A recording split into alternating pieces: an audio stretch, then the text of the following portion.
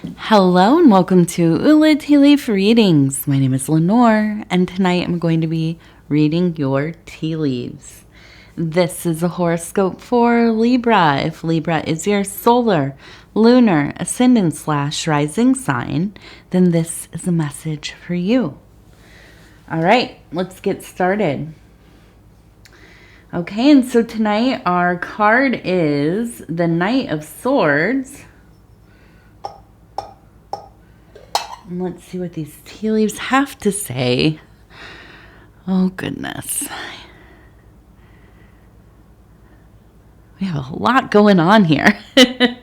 Immediately, the energy is like, whoa, there's a lot happening. So, Libra, if you haven't subscribed yet, please think about doing that. You can hit the little bell. It'll let you know when the next videos are coming out.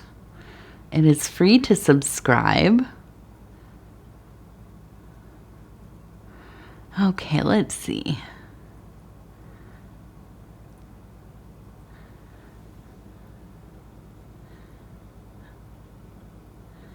So I see we have a person here. You can see the body right here. And almost kind of wearing a dress or a long robe of some kind. Looking up. It looks like they almost have like a goatee. You can see kind of going in the wind there. The head raised, looking up, and up here it looks like we have a bird. Okay, and you can see the foot here and kind of the wing open and the wing open. And so I'm looking at this and I'm thinking it is truly a sense of awe and of just kind of being a little bit startled.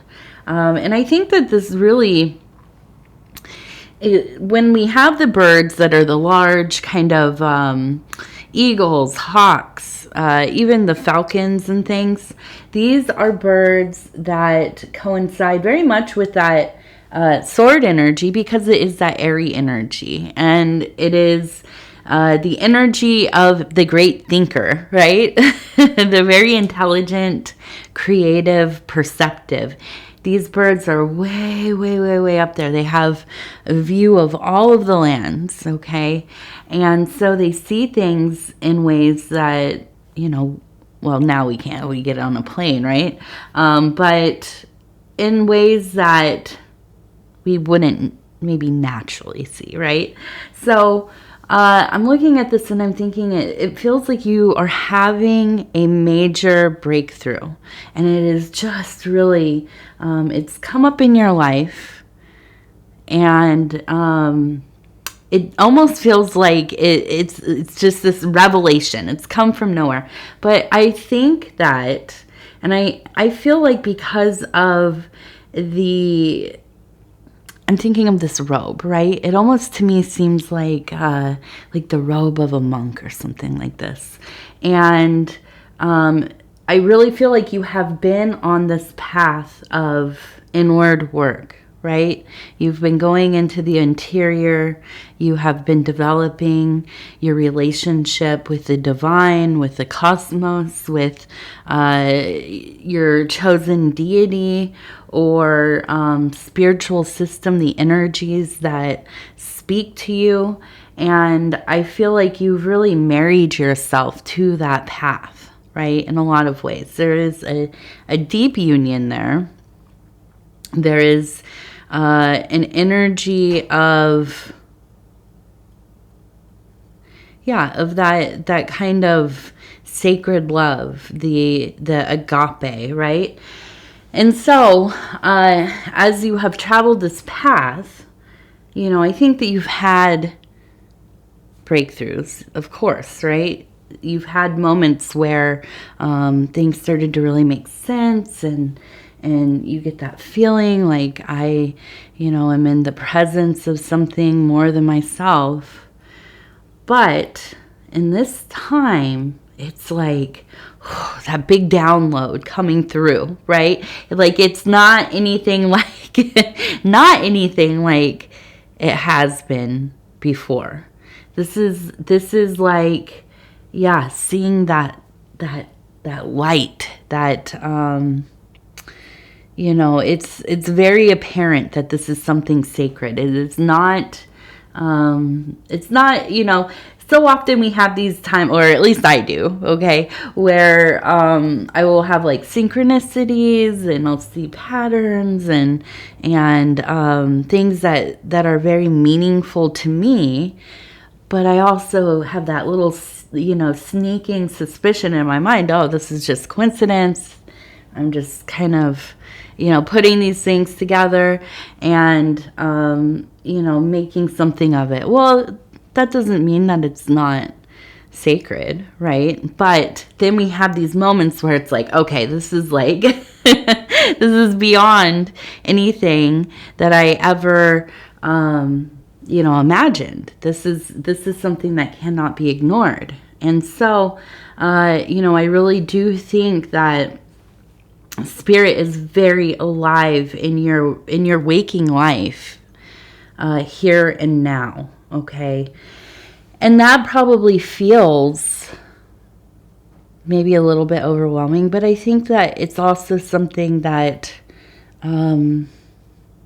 it's like everything is worth it. All of this work, kind of the changes you've been making in your life, making those tough decisions to really honor your will and go out on your own into the, you know, into the work that is spiritual, into the world, living a spiritual life.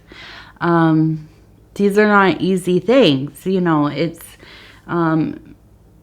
not. And, you know, I think anybody that's really, anybody who has ventured out of kind of the comfort of apathy, which I know that well.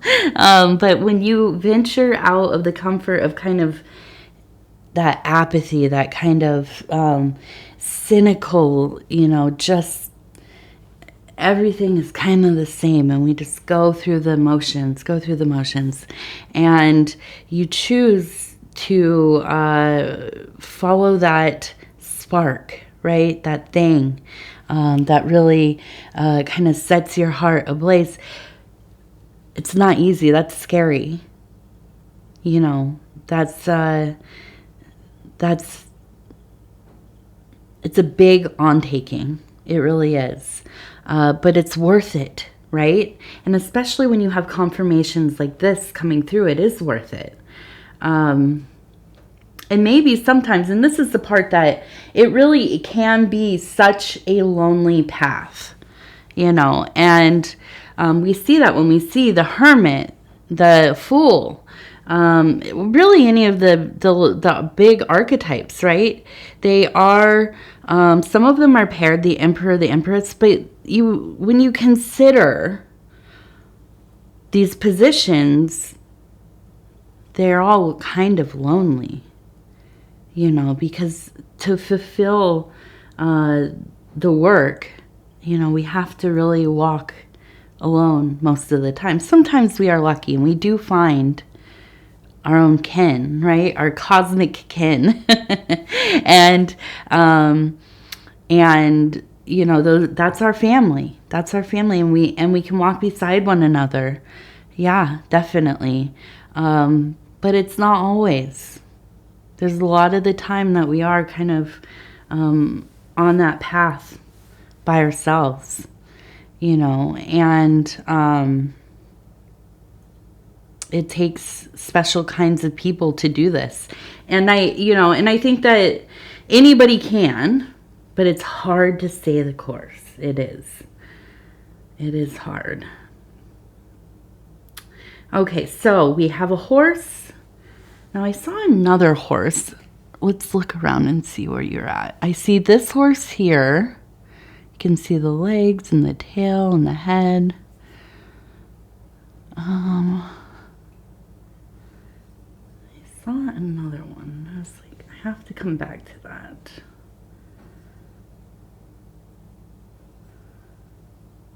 Okay.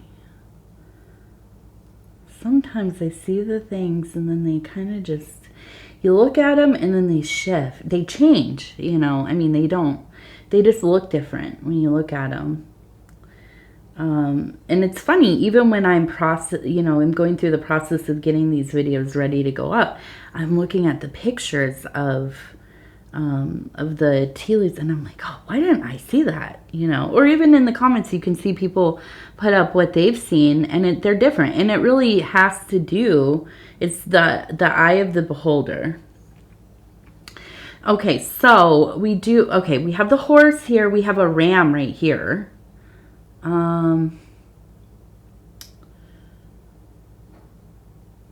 So there is a sense of working through something. And with the horse, I really feel like this must be something to do with how you make your resources. Some kind of work in your mundane life, okay? But the head is here in the metaphysical.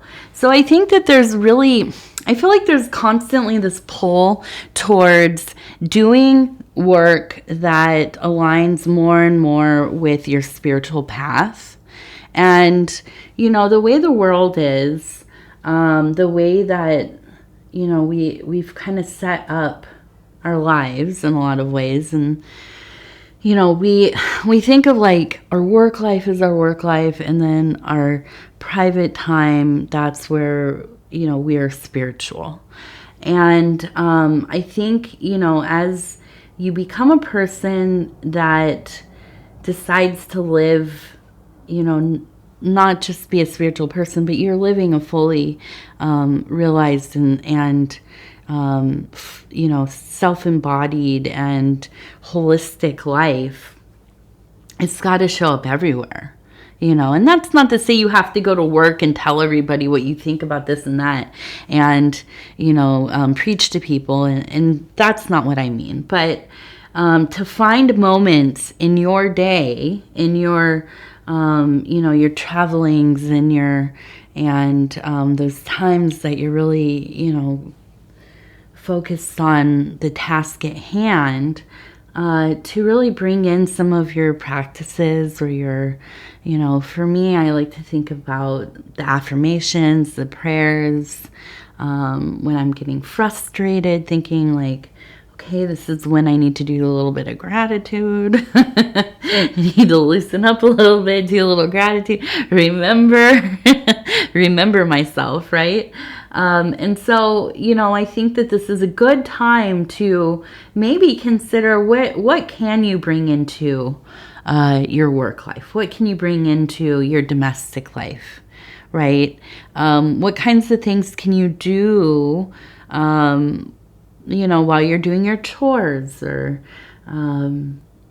going out and running errands, you're sitting in traffic.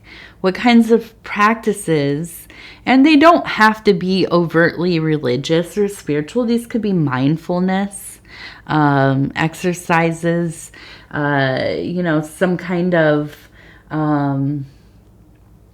listening to music that really, gets you into a place that is... Now, don't go meditating if you're sitting in traffic. But, something that gets you into a place where you are feeling elevated spiritually, right? And, when we can do these, when we can implement these kinds of things, just little things, you see that you start to live your life not just as somebody that tries to find a little bit of time. Hopefully I'll have 5 minutes at the end of the day where, I can read a few things and I can, think about whatever, and then that's my allotted time. I don't think that, from the readings I've been doing for Libra, I don't feel like Libra is somebody who,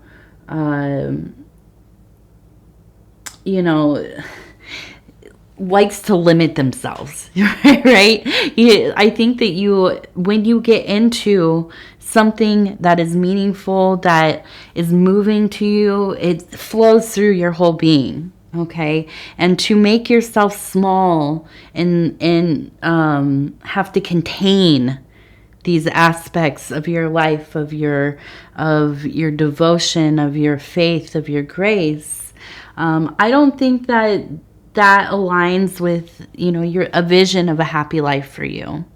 So I think, just actively finding places where you can implement whatever it is that you are doing into your space and your work environment, or like I said, I mean, the doing the things while you're traveling about, especially if you have any kind of commute, that is a perfect time, right? As long as you're staying focused as well, right?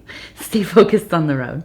I do want to point out we have a mountain, and it looks like it has maybe some little smoke coming off of it. So we have maybe a volcano right there.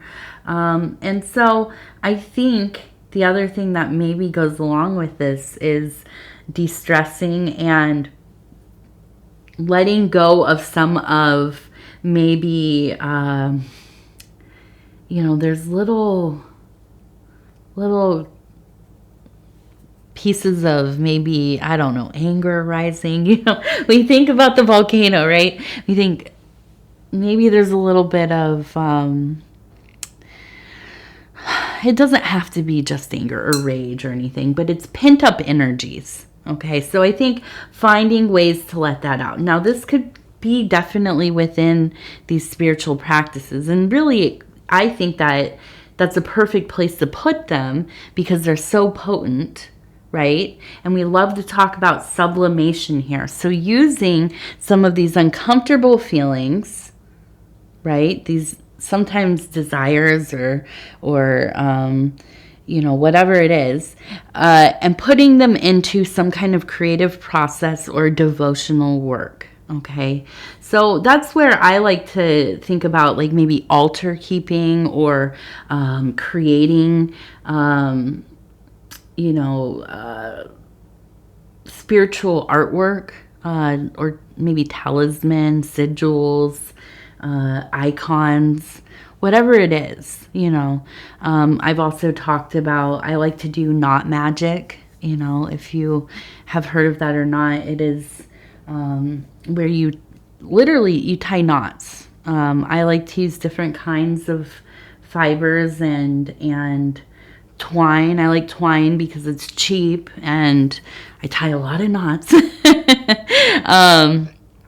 But as you tie the knots, and it's meditative, you tie the knots and you can put prayers in there, appeals or intentions and so on. Okay.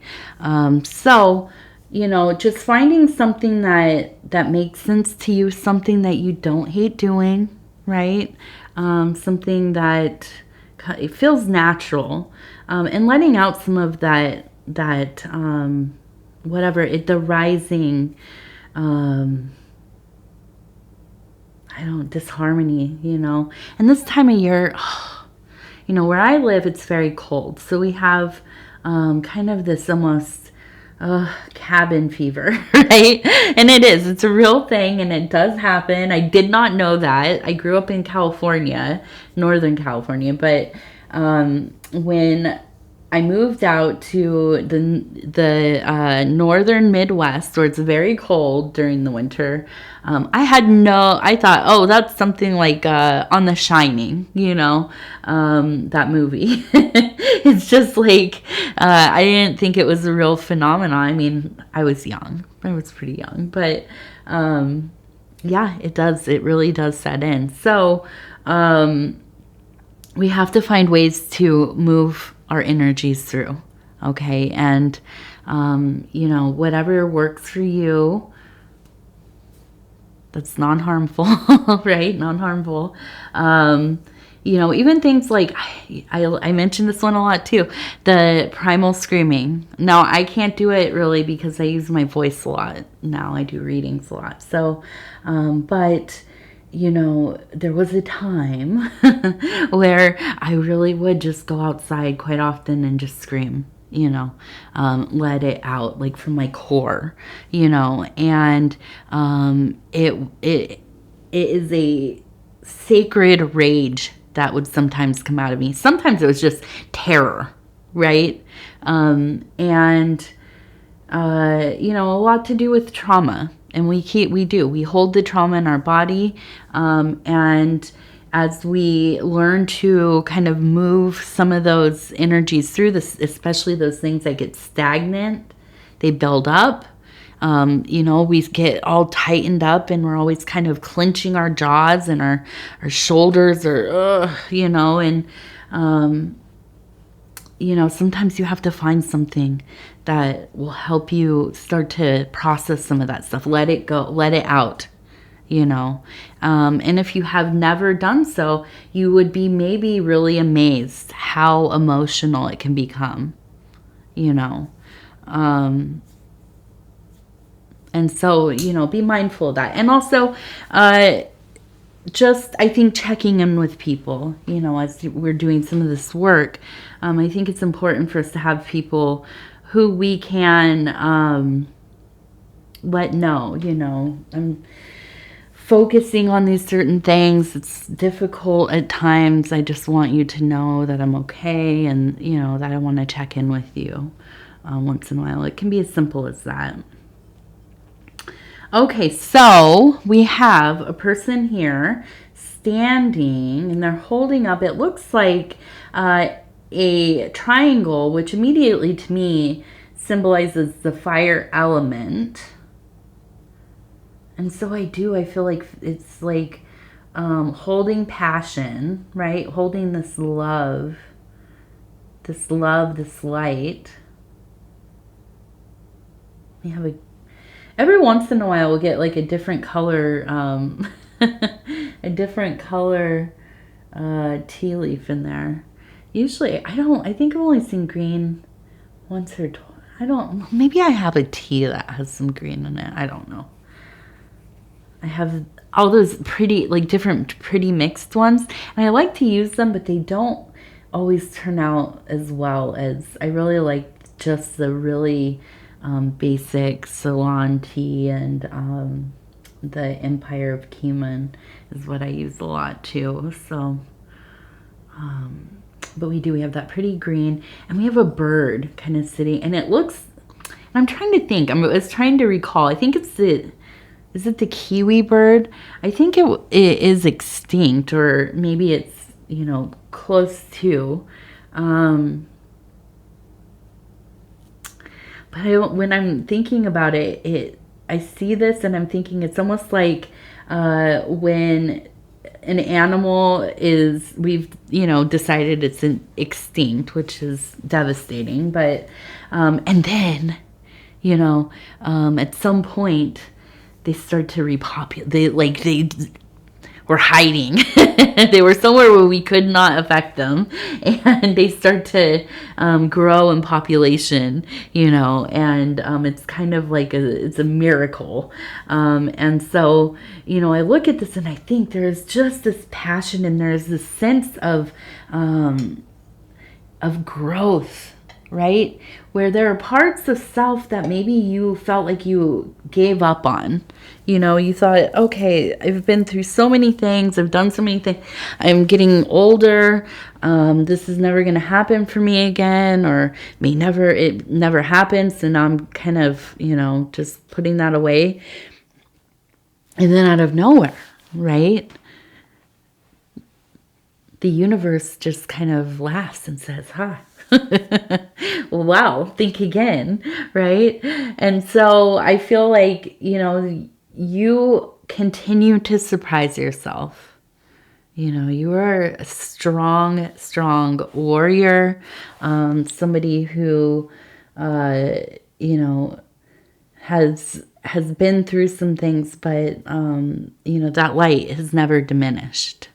You know, and I think that in this time, it only grows more and more. And as these most sacred and holy events are happening, you know, these things, these revelations, you must keep in mind, you are doing this. You know, this is so connected to you. It is a mirror of you. You know, these are mirrored things. Like begets like, right? And so, you know, try not to think of this as fully an existential, but an outer event. Okay, this is so tied to you as a being, and that's a beautiful thing. And you know, you gotta love on yourself for that. You've done well. Okay, so we have the Mary Magdalene Oracle cards, and these are from Megan Watterson. Illustrations by Moonjube. And we're just going to go ahead. We're going to flip through here.